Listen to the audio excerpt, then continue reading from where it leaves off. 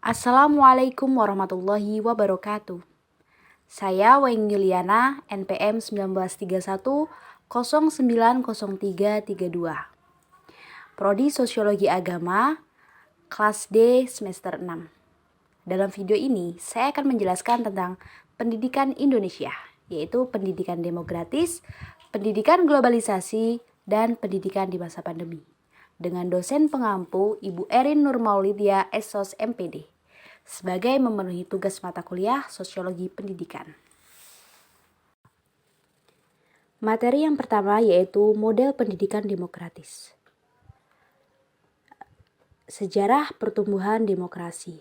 Jadi, demokrasi dilakukan pada awal abad ke-6 sebelum Masehi di era Yunani kuno. Demokrasi sendiri berasal dari bahasa Yunani, yaitu dari kata demos yang berarti rakyat dan kratos yang berarti pemerintahan atau kraten yang berarti pemerintahan. Demokrasi dapat diterjemahkan sebagai rakyat berkuasa. Dengan kata lain, demokrasi itu adalah suatu pemerintahan yang dijalankan oleh rakyat baik secara langsung maupun tidak langsung atau melalui perwakilan yang kekuasaan tertingginya ada di tangan rakyat gitu. Seperti yang diucapkan oleh Abraham Lincoln, the government from the people, by the people and for the people. Jadi suatu pemerintahan dari rakyat, oleh rakyat, dan untuk rakyat. Kemudian yang kedua yaitu demokrasi dalam perspektif pendidikan. Nah, demokrasi dalam lingkup pendidikan adalah pengakuan terhadap individu peserta didik sesuai dengan harkat dan martabat peserta didik itu sendiri. Karena demokrasi pada dasarnya bersifat alami dan manusiawi.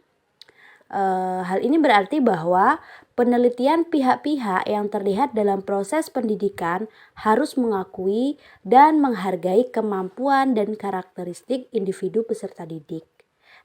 Tidak ada unsur paksaan atau mencetak siswa yang tidak sesuai dengan harkatnya. Dengan demikian, demokrasi itu berarti yaitu suatu perilaku saling menghargai, saling menghormati, toleransi terhadap pihak lain, termasuk pengendalian diri dan tidak egois.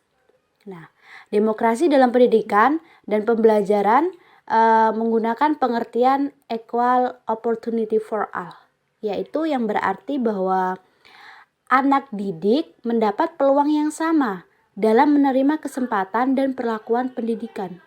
Guru memberikan kesempatan yang sama kepada setiap individu untuk mengikuti setiap kegiatan pendidikan. Jadi tidak ada yang membedakan anak didik, baik itu dari segi ekonomi ataupun dari prestasi. Jadi diperlakukan sama dan secara adil. Kemudian selanjutnya yaitu hubungan demokrasi dan pendidikan. Jadi demokrasi dan pendidikan itu mempunyai hubungan yang saling menunjang. Karena pendidikan yang sifatnya demokratis itu akan selalu menempatkan anak itu sebagai pusat perhatian. Nah, jadi di sini memberikan kebebasan kepada peserta didik gitu. Maksudnya kebebasan di sini adalah meliputi seperti kebebasan berkarya, kebebasan mengembangkan potensi, dan kebebasan berpendapat kepada anak didik. Kemudian persamaan terhadap peserta didik dalam pendidikan Islam karena Islam memberikan kesempatan yang sama bagi semua peserta didik untuk mendapatkan pendidikan atau pelajaran. Jadi tidak membedakan antara anak didik satu dengan anak didik lain. Jadi mensamaratakan antara anak didik yang dididik. Kemudian yang selanjutnya yaitu membangun sistem pendidikan demokratis. Jadi ada beberapa prinsip di dalam mengembangkan sistem pendidikan yang demokratis di Indonesia. Yang pertama yaitu mengutamakan kepentingan masyarakat. Jadi yang lebih utama adalah kepentingan masyarakat, bukan kepentingan individu gitu. Kemudian yang kedua, tidak memaksakan kehendak orang lain, tidak memaksakan kehendak kepada orang lain. Nah, karena kita adalah negara yang demokratis gitu. Setiap orang berhak berpendapat gitu. Jadi setiap orang berhak mengeluarkan argumennya. Jadi kita tidak bisa memaksakan kehendak kita kepada orang lain gitu. Kemudian yang ketiga yaitu mengutamakan musyawarah di dalam mengambil keputusan untuk kepentingan bersama. Jadi setiap melakukan atau mengambil keputusan itu dilakukan suatu musyawarah. Di situ adalah kepentingannya untuk kepentingan bersama. Kemudian yang keempat yaitu musyawarah untuk mencapai mufakat, diliputi semangat kekeluargaan. Dan di sini dalam memutuskan suatu atau mengambil suatu keputusan, di situ kita harus mengadakan suatu musyawarah untuk mencapai mufakat gitu. Kemudian yang kelima yaitu memiliki i'tikad baik dan rasa tanggung jawab menerima dan melaksanakan hasil keputusan musyawarah. Jadi ketika di dalam suatu musyawarah telah diputuskan suatu keputusan atau hasil dari keputusan, kita bisa menerima dan bertanggung jawab sepenuhnya atas keputusan musyawarah yang telah dilakukan. Kemudian yang keenam yaitu musyawarah yang dilakukan dengan akal sehat dan sesuai dengan hati nurani yang luhur gitu.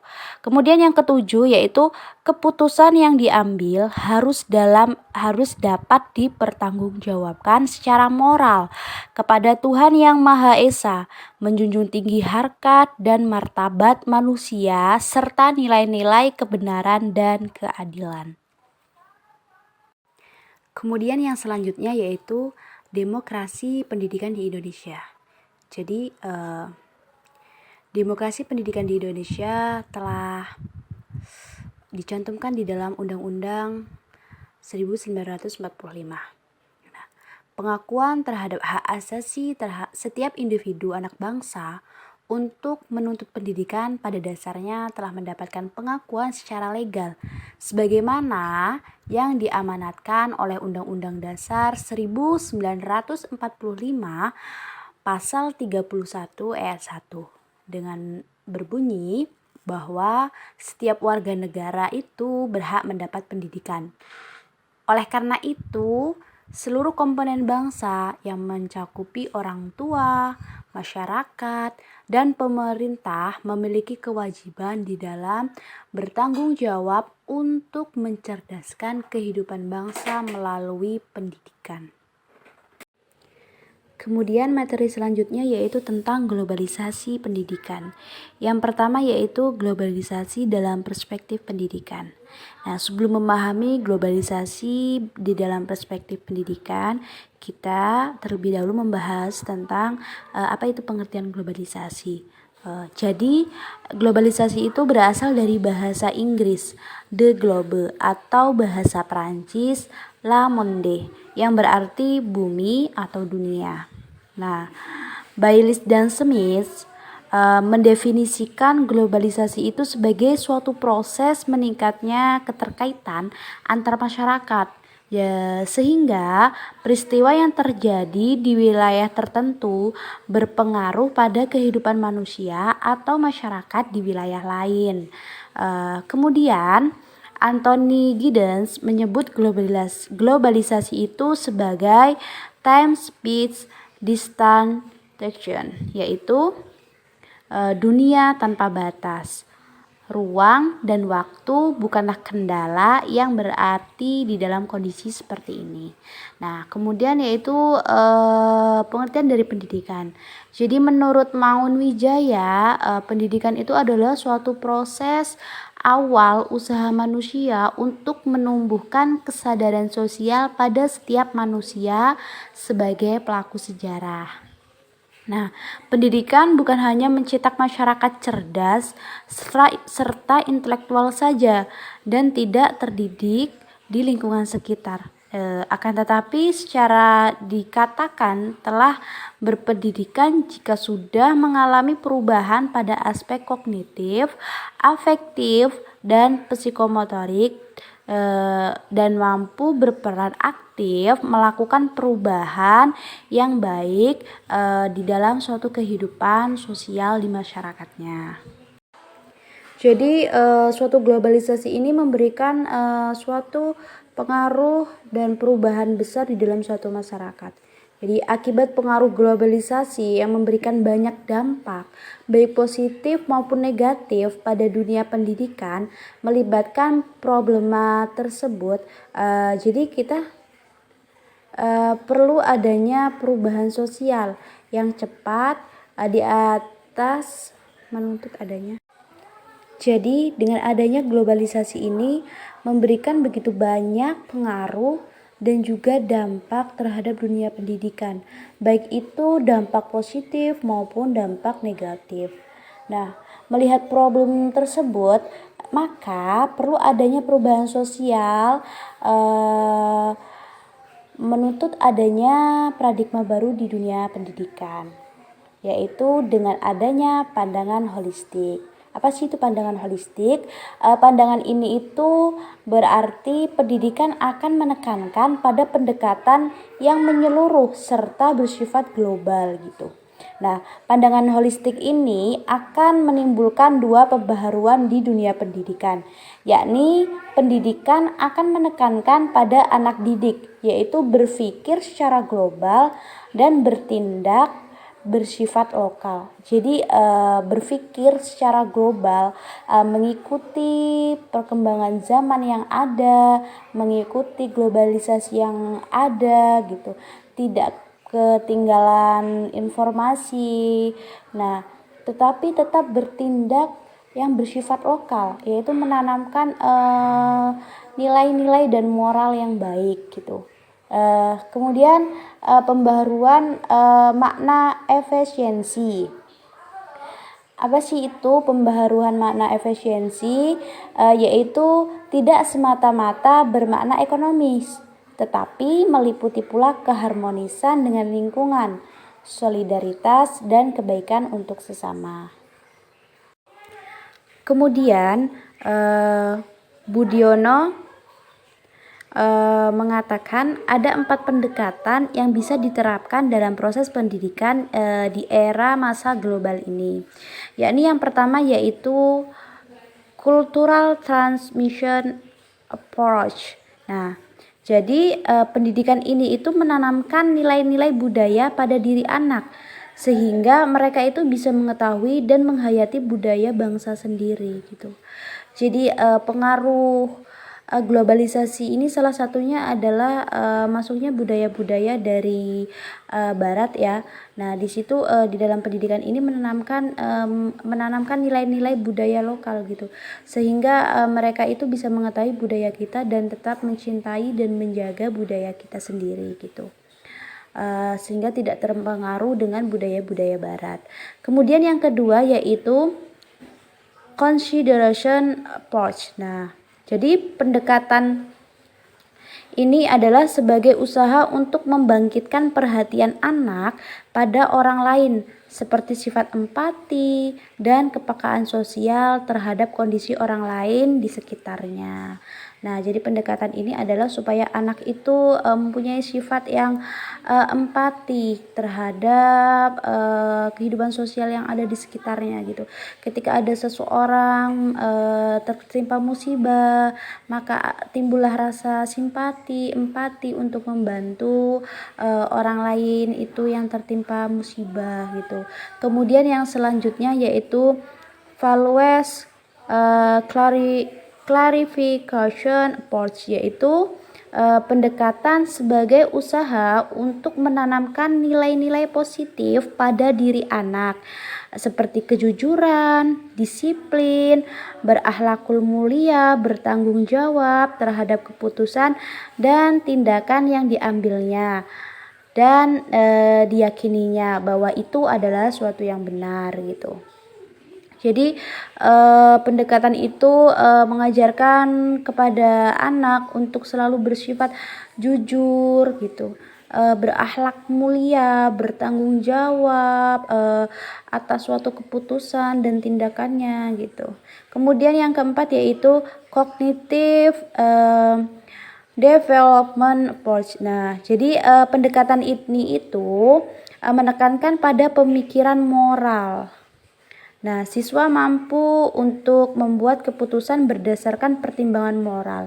Jadi mereka akan mengembangkan tingkat yang lebih tinggi dalam pemikiran moral, yaitu takut hukuman, mentaati peraturan, dan berbuat untuk kebaikan orang banyak gitu. Jadi di sini itu ditanamkan kepada mereka untuk mematuhi norma-norma yang ada di masyarakat gitu.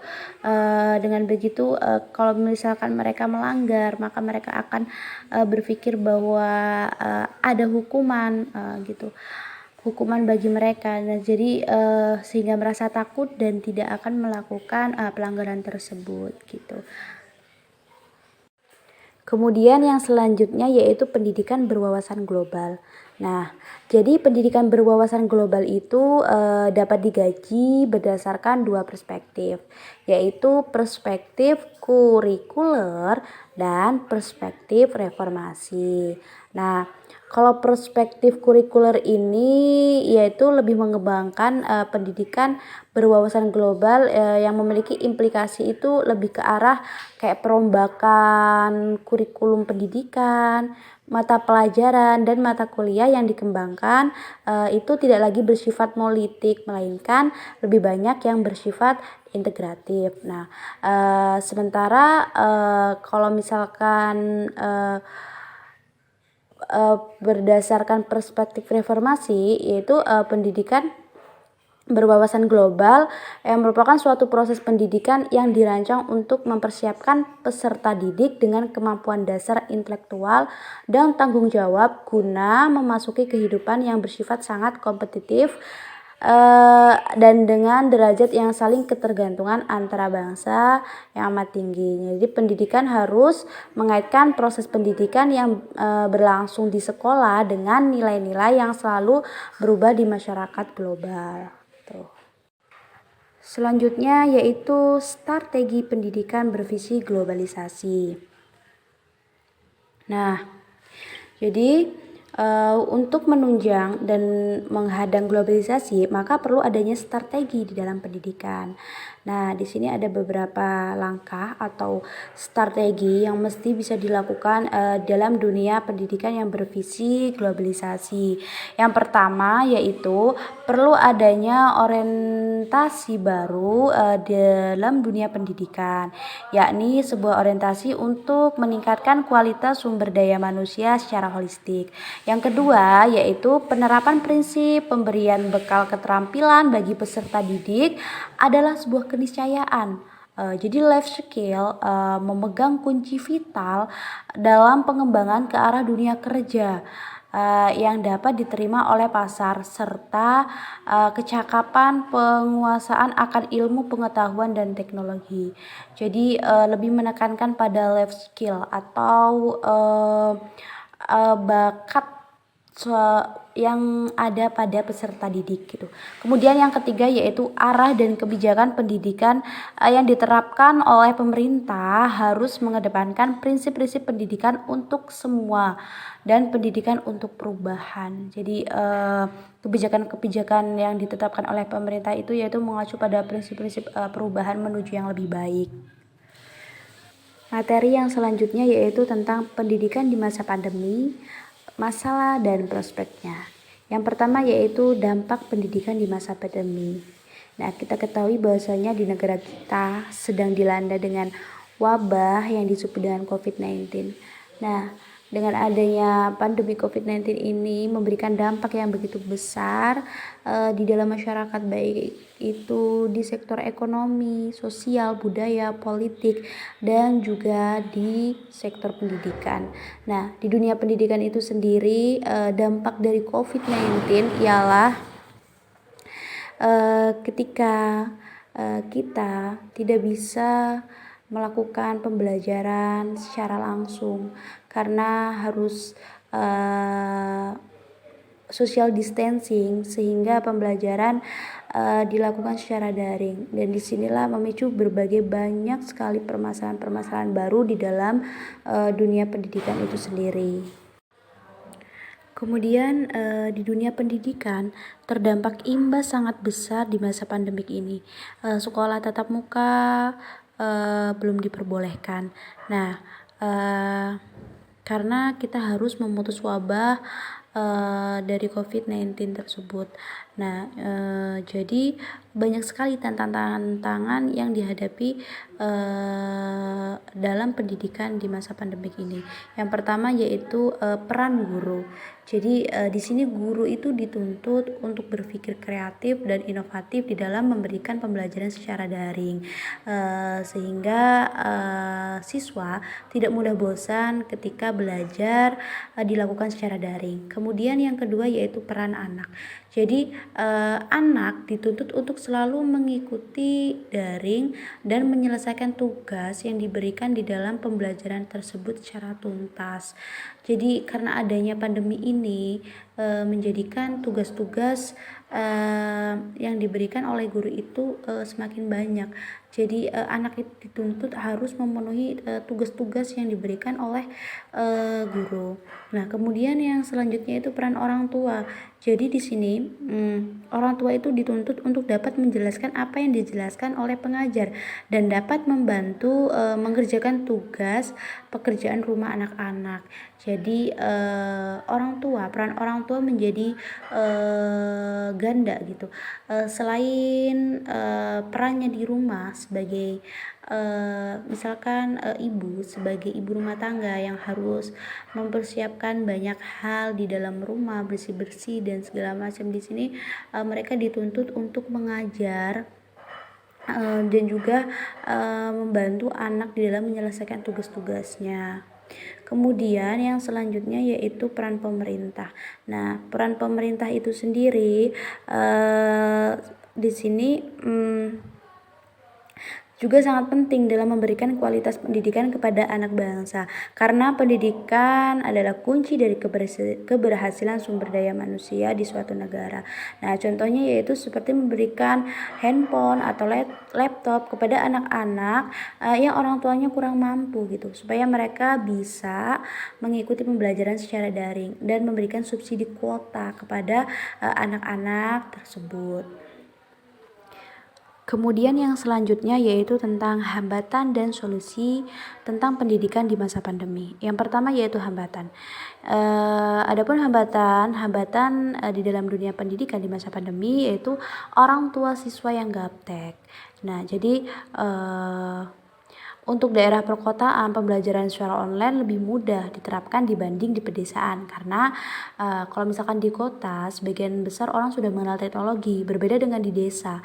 Nah, kalau di desa ya banyak orang yang masih awam dengan teknologi dan tidak semua orang memiliki handphone yang canggih, sehingga pembelajaran secara online ini dirasa memberatkan siswa maupun orang tua siswa gitu. Nah, jadi yang kedua yaitu tentang hambatannya yaitu adalah akses internet.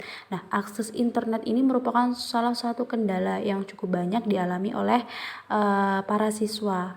Nah, yaitu dengan tidak memiliki sinyal gitu, sehingga ada suatu daerah-daerah yang tidak memiliki sinyal, yang susah sinyal, sehingga mereka tidak bisa mengikuti pembelajaran secara daring. Kemudian yang selanjutnya yaitu sulit memahami materi. Nah, akibat akses internet yang mengalami gangguan seperti susah sinyal gitu. Nah, maka proses pembelajaran pun menjadi terganggu gitu, sehingga pemahaman siswa juga terhadap materi pun mengalami kesulitan. Nah, gitu. Kemudian selanjutnya yaitu rasa malas dan sulit berkonsentrasi. Nah, belajar secara online justru malah menambah rasa malas dan juga sulit untuk berkonsentrasi bagi siswa. Nah, selain karena sudah pusing dengan tugas-tugas yang diberikan, siswa juga menjadi lebih banyak waktu untuk bermain handphone gitu. Jadi memicu rasa malas dan sulit untuk berkonsentrasi. Kemudian selanjutnya yaitu bagaimana solusi untuk menghadapi hambatan yang terjadi. Yang pertama yaitu membuat media pembelajaran. Nah, sistem daring media yang dibuat tidak hanya dengan menggunakan video. Contohnya dengan media yang dapat diberikan kepada siswa yang orang tuanya tidak memiliki HP yang canggih. Nah, sehingga dengan media ini dapat melakukan pendekatan terhadap siswa selama pandemi COVID-19. Nah, kemudian komunikasi dengan wali murid. Nah, komunikasi dengan orang tua siswa itu sangat penting di dalam masa pandemi ini.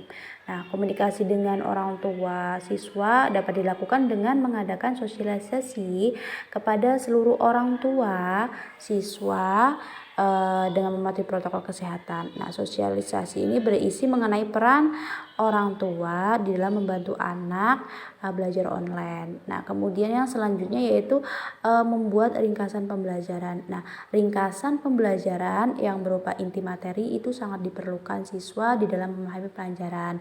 Nah, sehingga guru diharapkan memberikan ringkasan-ringkasan materi itu terhadap siswa dari berbagai sumber gitu, kepada siswa dari berbagai sumber gitu. Nah, kemudian yang terakhir yaitu memberikan tugas yang mendorong siswa untuk aktif. Nah, sebagian besar orang tua siswa mengeluh mengenai tugas yang diberikan oleh guru yang terlalu banyak. Jadi karena masa pandemi ini guru itu selalu memberikan tugas kepada siswanya, sehingga orang tua itu ngeluh karena banyak tugas yang ngebantu orang tua harus bekerja dan sebagainya. Nah, dengan begitu maka dari itu guru juga itu wajib mempertimbangkan porsi tugas yang diberikan gitu. Jadi juga harus memberikan penjelasan di dalam setiap pertemuan, tidak hanya memberikan tugas-tugas saja gitu. Kemudian selain itu juga guru itu juga harus dapat memberikan tugas yang merangsang siswa untuk aktif gitu. Tidak hanya tugas-tugas untuk mengerjakan soal-soal saja gitu. Bagaimana tugas itu memberikan rangsangan siswa untuk aktif gitu. Jadi tidak monoton dan tidak bosan. Baiklah, cukup sekian pemaparan materi dari saya. Kurang lebihnya saya mohon maaf. Semoga video ini bisa bermanfaat. Terima kasih. Saya akhiri. Wassalamualaikum warahmatullahi wabarakatuh.